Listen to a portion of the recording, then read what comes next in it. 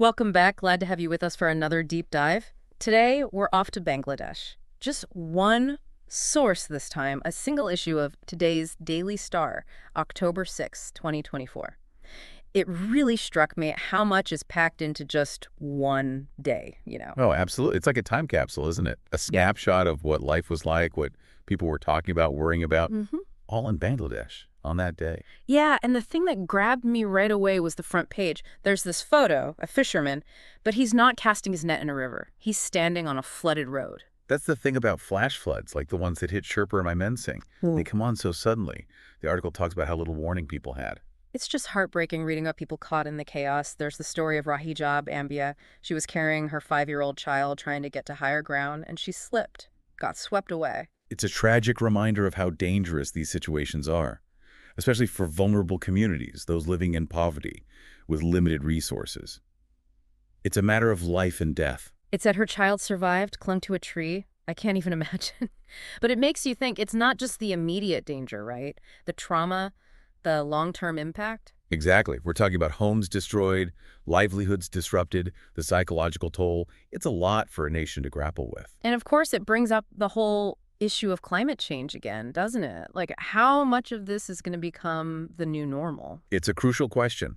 And the article touches on the government's response evacuations, relief efforts, but it begs a larger question. Are those measures enough? We're talking about long-term solutions, sustainable development, preparing for a future where these events might be more and more frequent. It feels almost overwhelming. Like, where do you even begin to address these challenges? It's complex, no doubt. But this newspaper, it doesn't shy away from that complexity. In fact, right alongside the flood coverage, we're thrown right into the thick of another ongoing challenge, Bangladesh's political landscape. It's like you've got this immediate crisis with the floods, and then layered on top of that, all these political changes happening. The paper talks about these dialogues going on, the interim government trying to find its footing. And they've brought in a pretty significant figure to help navigate these waters. Professor Muhammad Yunus, right. The article mentions him chief advisor to the interim government, but I'll admit I had to do a little background research. Well, he's not just any professor. I mean, we're talking about a Nobel Peace Prize winner here. Okay, that's right. And his work is fascinating. Yeah, Microfinance, right. exactly. Providing small loans to people who wouldn't normally qualify for traditional banking, helping them start businesses, become self-sufficient. It's had a huge impact, especially in developing countries. So you've got someone like that, with his reputation trying to steer these political conversations. It's kind of setting the stage, I guess, for how Bangladesh wants to move forward. It's about more than just practical solutions, though, isn't it? It's about sending a message about Yeah. the values they want to prioritize. Ethics, transparency, that kind of thing. Yeah, exactly. But of course, it's never that simple, is it? You've got all these different political parties with their own agendas, their own ideas about how things should be run. Like the BNP, they're a big player in Bangladeshi politics, right? And the article mentions them calling for some changes in the interim government. They want certain people removed, basically. And their reasoning is interesting. They say these individuals go against the main spirit of this transition. It makes you wonder, what exactly does that mean? Who gets to decide what the spirit is? It's a power play, isn't it? They're trying to assert their influence, make sure their voice is heard. Absolutely. And it highlights the delicate balance they're trying to strike: stability, continuity, but also making space for change, for different voices to be heard. It's a lot to handle at once. Floods, politics. It's a reminder of just how resilient people are, that even amidst all this uncertainty, life goes on. And this newspaper, it captures that too, not just the big headlines, but the smaller stories that make up a nation. You're right. It's easy to get caught up in the drama, but there's this whole other layer to the paper. Obituaries, celebrations, everyday concerns. Yeah, like that article about the former president who passed away, AQM Badruddin Chowdhury. A long life, dedicated to public service. Doctor, politician. He even had his own television show, apparently. It's these kind of details that get you thinking, Hmm. about the individuals who shape a nation's history, the impact they have. And the legacy they leave behind. Especially in a country like Bangladesh, which has gone through so much change in a relatively short period of time. It's like a thread connecting past and present, isn't it? And speaking of threads, there's this other article that caught my eye about World Teachers Day. You'd think it'd be all celebrations, but it actually dives into some pretty tough issues facing education in Bangladesh. It's a good reminder that these celebrations often serve a dual purpose, don't they? Acknowledging achievements, but also shining a light on the challenges that still need to be addressed. Yeah, and in this case, they're talking about unplanned education, which basically means people are getting degrees, but there are no jobs for them. A problem in many parts of the world, but it's especially critical in a developing nation like Bangladesh, where education is seen as the key to progress to a better future. And they specifically mention secondary school teachers, which is interesting. Those are the ones shaping young minds, and they're struggling. It kind of makes you wonder about the long-term impact. It raises questions about priorities, about resource allocation, where are they investing and who benefits? And then amidst all this, you've got this other story about the upcoming Durga Puja celebration. Ah, yes, a major religious festival.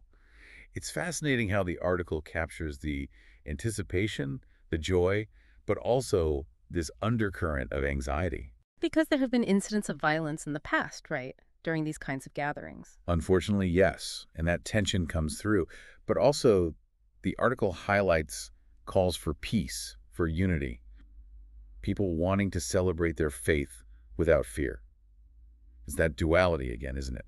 The capacity for both joy and fear, hope and anxiety. It's all there, woven into the fabric of everyday life. It's what makes this deep dive so fascinating, I think. You peel back the layers and you find these universal human experiences playing out against the backdrop of a specific place and time. Absolutely. And sometimes it's those smaller, seemingly insignificant details that stay with you the longest, Yeah. the ones that make you think about the bigger picture. Speaking of bigger pictures, there's one more article I want to touch on. It's kind of tucked away, but it raises some really interesting questions about the role of the military in a democracy. Oh, you mean the one about reforms within the armed forces? Yeah. That's a whole other layer to this story. Yeah, that's the one. We've talked about political reforms, but this is the military we're talking about. Yeah. What does that even look like? It's a huge question, and honestly, there are no easy answers. Hmm? It gets at the heart of how a democracy functions, right? Hmm. The balance of power, civilian control. And what really struck me is that this isn't just coming from outside pressure. The article talks about former military officers themselves calling for change. That's what caught my attention, too. They're talking about ending impunity, more transparency, especially when it comes to things like court-martials. They even use the term black laws at one point. Yeah, black laws, that's pretty strong language. It suggests a real concern about the lack of oversight, potential for abuse, and the fact that it's coming from within the ranks. That's significant. It feels like they're saying we need to hold ourselves to a higher standard. But it also makes you think about the complexities, right? How do you balance national security with things like individual rights, freedom of speech, especially when it comes to the military? It's a tightrope walk, for sure. And I think that's what this article highlights. So, well, it's not just about Bangladesh, it's a global issue. Mm. Every democracy grapples with this to some extent. How much power do you give to the people with guns, essentially? It's a heavy question, especially alongside everything else we've discussed. Climate change, political transitions. And yet here it is, another layer to consider. And that's what I love about these deep dives. It would be easy to just scratch the surface, but when you really dig in and look at the details, it's like this whole other world opens up. Yeah, and it reminds us that no issue exists in a vacuum. It's all connected, right? The political landscape, the environment, social justice issues, it's all part of the same story. And that story is still being written. Who knows what the next chapter holds for Bangladesh?